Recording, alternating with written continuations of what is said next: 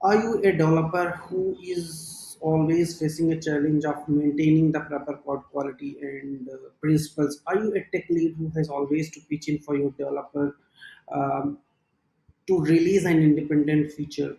Are you a business owner who has to face a problem if a developers leave because of the bad quality was maintained and there was no proper backward compatibility? This video is going to be for you. We have a solid principle which tells about how to code, how to make the backward compatibility, how to maintain the code quality.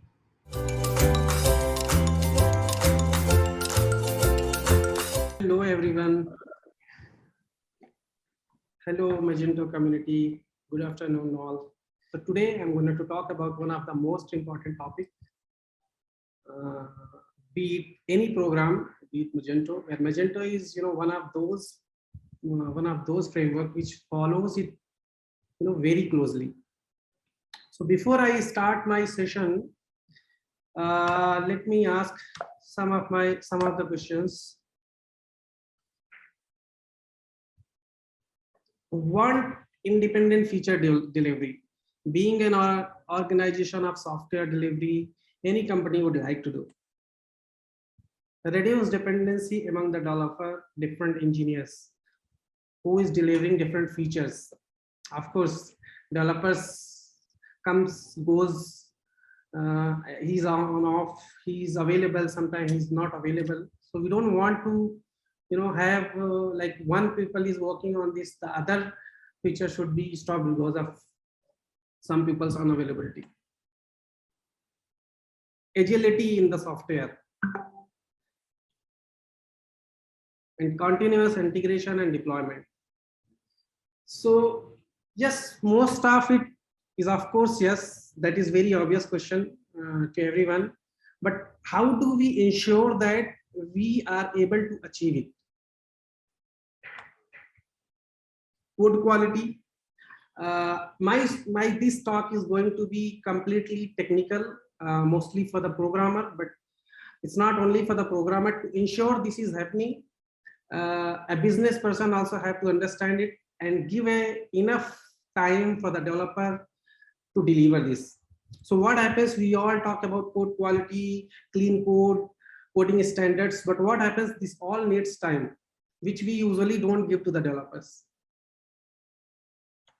So how do we achieve all this?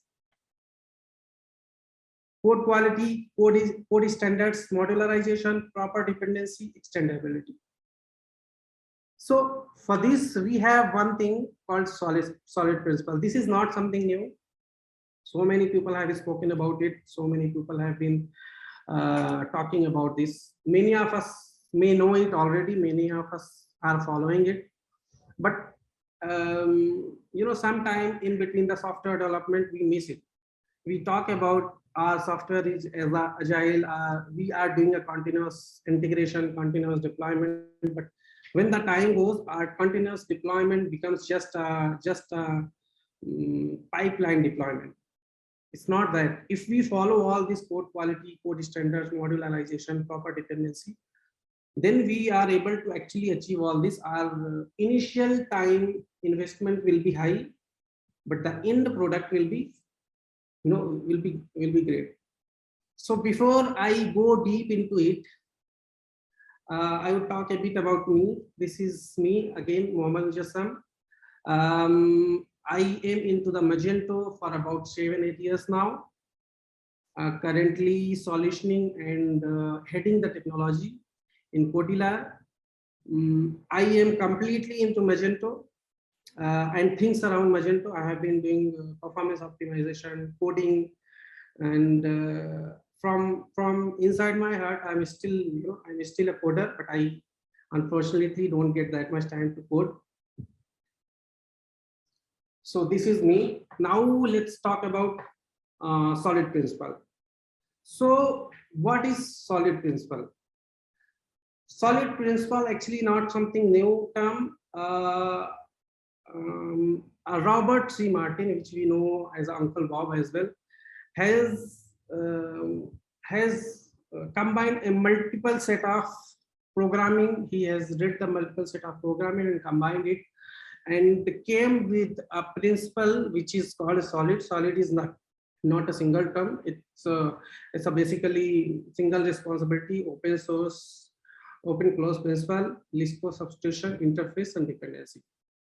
So he has introduced this in 2000, which was actually the era of where IT was, IT was gaining the popularity. Where a developer has started facing the problem to maintain the code. So that's where he has come up with the concept, like if we follow these 5 principles, there are of course so many principles, but if we follow these 4 or 5 principles, then we will be very close to what we talk about, clean code and maintainability and things like that. So coming to first term, single responsibility. What is single responsibility basically? So we being a developer actually can, being a part of a small organization, if people does testing, development, and sometimes project management as well. But we can do it. But does that mean should we do it? If we focus one thing at a time, then of course our output will be better. It will be more accurate. So this single responsibility talks about a thing, a class or a entity in the program should be responsible for one and only thing. So what happens, like, if you think about long term, a requirement comes, and of course client keeps changing the requirement, and our program should be ready to accept it. A requirement is always comes which if responsibility changes, you have to change the code as well, if we have not given a single responsibility to a class. So if you see, I have highlighted 2 points here. If a change impacts the number of classes, it means it is breaking the single responsibility,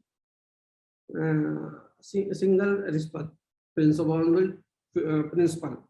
We are not able to, maintain it. Why we should maintain it?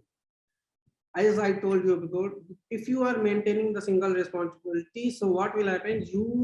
Anything comes in, you will be easily be able to plug in that the responsibility, and your program will still run without impacting the existing one. So Magento is one of those frameworks which follows it actually very regressively. And if many of us have worked on Magento 1, where Magento 1 was a bit of, bit of messy. I won't say messy, is really messy, but it was not following that level of standard as Magento 2 has started. So I have started Magento 2 coding in 2016, beginning of 2016, and Magento 2 was released in the market in end of 2015, so almost same time. So after coming from Magento 1 to Magento 2, the change was drastic. It was more modular, it was more extendable. So it was more close to solid principle. Of course, solid principle comes with it takes a lot of initial investment, time investment to deliver it.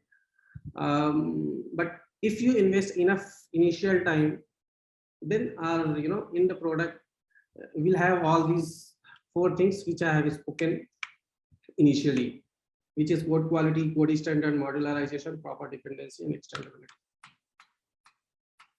So I'll give you some of the example where Magento actually follows it. There are so many. I have just taken some of the classes which follows it, like form validator. If any key in the form is invalid, Magento, any form getting submitted from the Magento front end, it has a validation key. So single class is responsible to validate it. So I've given some of the example here. So which Magento follows. A class example.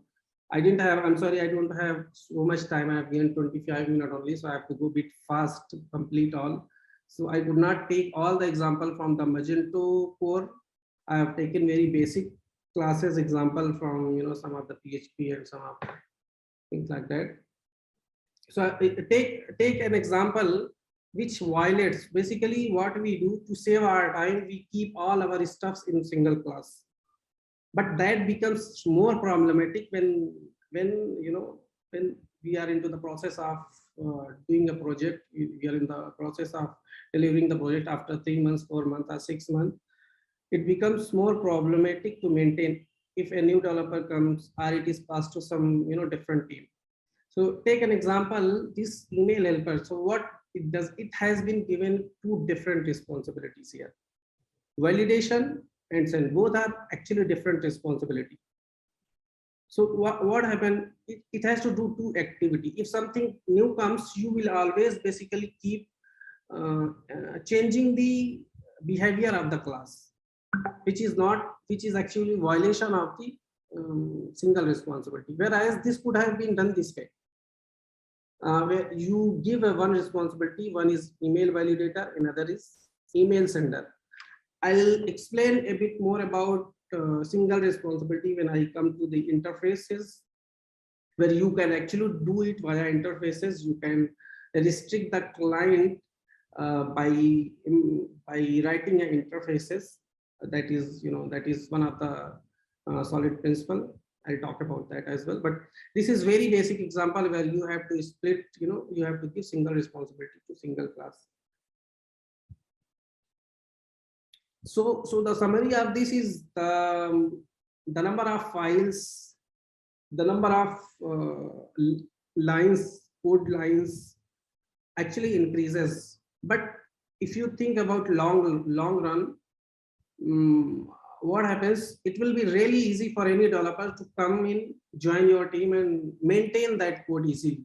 Whatever the software we develop, we at least think for at least for 3-4 years. Nowadays, this is, because of timeline and all, we don't spend initial time to design it. If we spend initial time in the design, our delivery will be much better. And actually it may take lesser time than what we are delivering. So what happens initially, we are in a hurry to start the project, and at the end of the project we will face a lot of issues because we have not followed some of the standards. Magento itself, if you go and check it, most of the places it follows the standard, and some of the places where it doesn't follow, it has written clearly standards are not followed yet. So what is the advantage basically? Of course, as I told, great maintainability, more control over your code, a new functionality requested over the existing, you can do it quickly. And yes, we don't know what is going to come in the future. You can plan for 1 year, but not more than that. Things may change drastically after 1 year. We were not ready for the work from home, but initially we struggled. Now everyone used to. So we don't know what may come in the future. So this, if we follow this principle, it will actually help us maintain things in that. So next principle is OpenClose principle. So OCP basically. So what does OCP mean? Basically, our code should always be open for the extension, but close for the modification. And I'm not really worked on so many other frameworks other than Magento, only couple. I worked on some of the PHP framework, but I can see it very confidently. Magento is one of the framework which actually follows it and which gives a great control to follow it. So basically, you can see the diagram. You have a car. You can plug in any kind of trolley and you can run. So that's the same way. So your class should always be ready to accept any kind of extension. So how Magento follows it basically. If you see Magento interceptors, in general term we call it plugins. interceptors or plugin, we have different kind of plugin around plugins, before after plugins. You actually don't change the original, you don't have to change the originality of the class, but you are just changing the behavior, you're just extending it. And there is a events, there is a interfaces, which allows you to follow this. And if you do this, what happens, Magento actually strictly tells this, you should follow this. If you follow this, your backward compatibility will be very high. And the modification in the core, why Magento has so many plugins easily available, the reason is simple. Magento 2, because Magento allows you to change its to change its behavior without modifying their core. So that's the biggest advantage. So one of the main thing is Magento is OCP. It follows OCP very well. Okay. I've given some of the things which Magento follows, like as part of OCP. So you can take an example like plugins, preferences. Some of those Magento suggest us to follow. Some of those are just not suggested, like Magento always suggests you should use plugins for any behavioral change, so that is OCP. So those things are there. So coming to the so if we follow these two are actually easy to follow. There are many other two more principles are there. One of them are actually I'll just resume my share. Yeah. I'm sorry, 1 minute. I'm trying to go on. Yeah, sorry. So so as I have given Magento's example, how Magento follows OCP. And the next in this list is I've given some example as well, like how we follow OCP and how we break. Usually we are since we are in a hurry, we don't really follow it religiously, but if we follow it, it is actually going to help you after a couple of months. Initially you may feel it's taking time, but after a couple of months, you will have a lot of control over your code, and your team will have a lot of control over your code. So not only that, I'm running out of time. I have to speed up a bit. So not only that, there are you actually don't have to think too much for OCP in the beginning. What will happen? You just once you face that, okay, a class I have done, a lot of changes are coming to the same classes, then you apply this. So the biggest problem in applying the OCP is basically you have to anticipate, which is very difficult. You don't know what may come in the future. So for let's say an example, a class A, where you have faced the problem, you are modifying it again. So if you have you are facing the problem more than 2 times, then you have to refactor it basically and apply your OCP model there. You see, there is a good quote: "Fool me once, shame on you; fool me twice, shame on me." So basically, if I am getting fooled twice, I have to refactor it, and I have to be ready for the next time. I cannot refactor it all the time.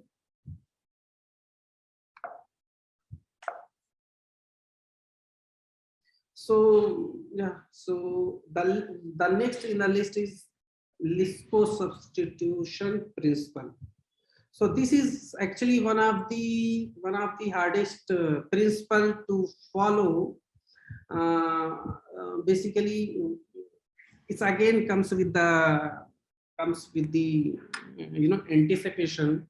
So what it says basically, you have to your class always, the child of your class should always be substitutable with the child without changing its principal behavior.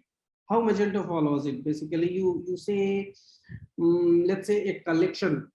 Magento has a collection, so which is an abstraction of the core class. I have given an example here.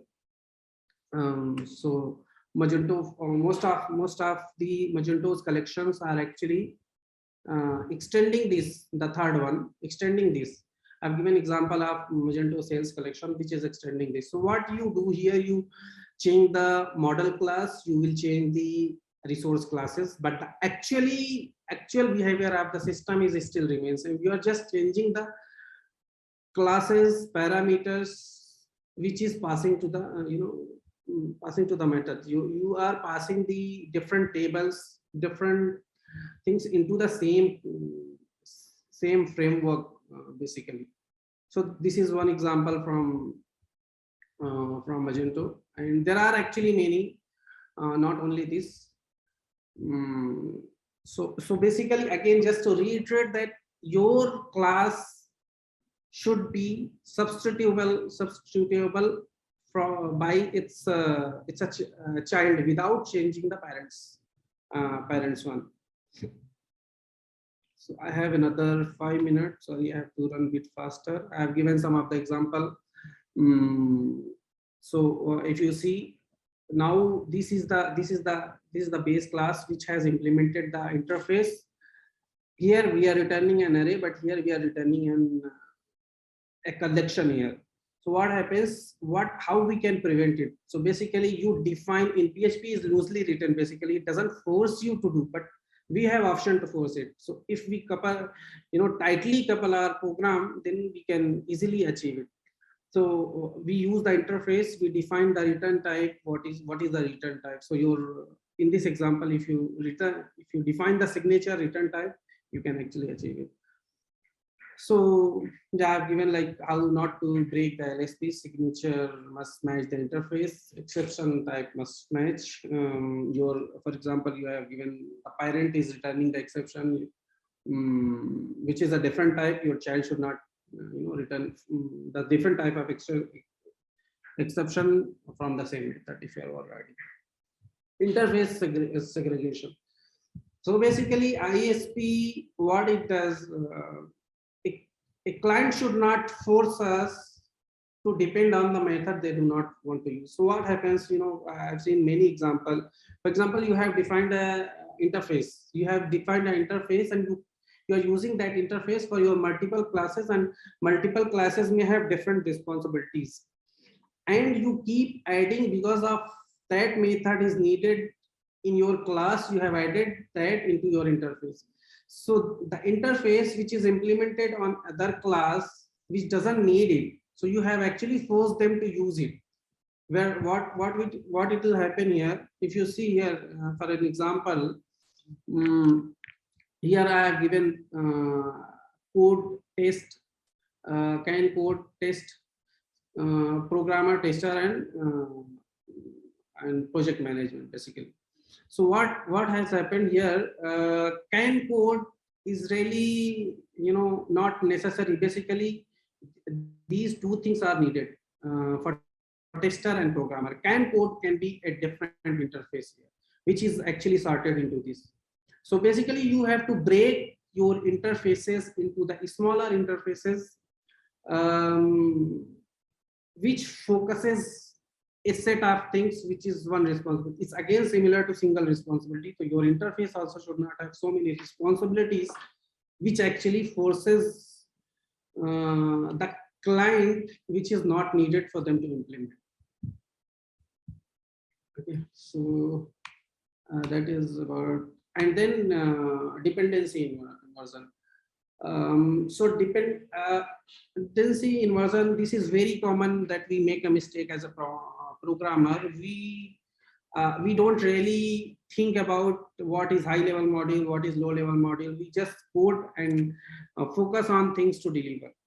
So our high level module should not actually depend on the low level module. So what will happen in Magento? You may have seen, many of Magento programmer may have seen a circular dependency comes.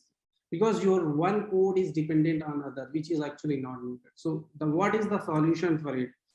So basically, there is a abstraction. Abstraction can be done with abstract classes or interfaces, or there are different methods to do it. So there should be a mediator you should connect with instead of connecting to each other directly. Interface is the best one where you can do this. So your dependency will directly on the lower level module will reduce. And I'm running a bit faster because I have taken a bit more time initially, and I'll share this CV slide as well for this, maybe with some of you can visit. Some examples I have given, like how it should be. A high level module should not depend on this. If you see an example, a mailer's job is just to send a, and so this if you see this one, it violates the dependency because it's a high level. Mailer is a high level which is dependent on this. So we have split it in smaller classes, and then it has basically connected with inheritance. Inheritance is here mailer. So this is some of the strategy to to achieve this DIP, and I've shared some of my experience for the coders. PSR standards that we should follow. It's not only about solid PSR. If we follow PSR standards in Magento, so Magento says PSR for PSR 3. We must use IDE because our core job is to do the coding, not not validating whether your semicolon is there or not. So that let the IDE do their job. Clean code, of course, we should do. Debugger is must to have. I would suggest Xdebugger, PHP Storm, Magento. I may have missed many things because with this limited time, I cannot cover everything. So yeah, so that's all from my side. Thank you very much for hearing me out, and thank you Codilar and Magento for arranging this. Thank you very much. Bye.